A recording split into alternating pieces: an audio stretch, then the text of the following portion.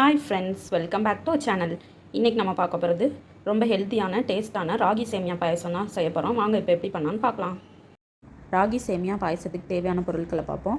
1 cup ragi சேமியா எடுத்து வச்சுக்கலாம். 2 டேபிள் ஸ்பூன் சர்க்கரை எடுத்து வச்சுக்கலாம். 2 டேபிள் ஸ்பூன் மில்க் மேட் எடுத்து வச்சுருக்கேன். முந்திரி உலர் திராட்சை எடுத்து வச்சுருக்கேன். 2 டேபிள் ஸ்பூன் நெய் எடுத்து வச்சுருக்கேன். வாசனைக்காக 4 ஏலக்காவை தட்டி வச்சுருக்கேன். 1 கிளாஸ் காய்ச்சின பால் எடுத்து வச்சுருக்கேன். அடுப்பில் ஒரு பேன் வச்சாச்சு. பேன் நல்லா சூடாயிருச்சு. இப்போ நம்ம எடுத்து வச்சுருந்த நெய் சேர்த்துக்கலாம். 1 டேபிள் ஸ்பூன்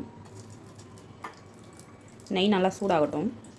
பாருங்கள், இப்போ நெய் நல்லா சூடாயிருச்சு. இப்போ எடுத்து வச்சுருந்த முந்திரி அதில் சேர்த்து வறுத்துக்கலாம்.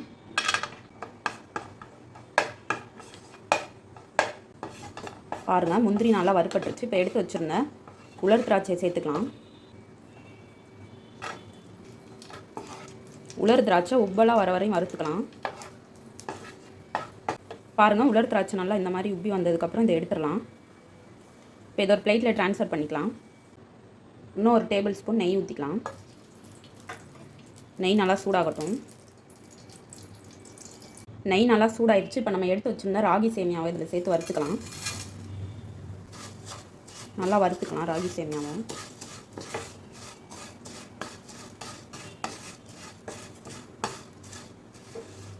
ராகி சேமியாவை நல்லா 4லேருந்து 5 நிமிஷம் வரையும் நல்லா வறுத்துக்கலாம்.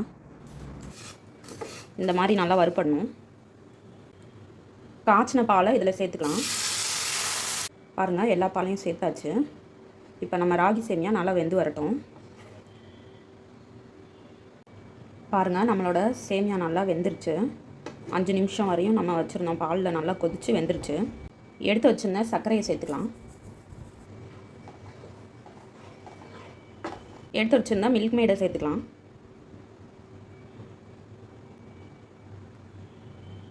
நீங்கள் உங்களுக்கு மில்க் மேடு இல்லைனாலும் இன்னும் 2 டேபிள் ஸ்பூன் சர்க்கரை சேர்த்துக்கலாம். நம்ம இப்படி செய்கிறனால நல்லா டேஸ்ட்டாக இருக்கும் பாயாசம், மில்க் மேட் சேர்க்குறனால. வாசனைக்காக எடுத்து வச்சுருந்த ஏலக்காய் தூளை சேர்த்துக்கலாம். நல்லா மிக்ஸ் பண்ணிக்கலாம்.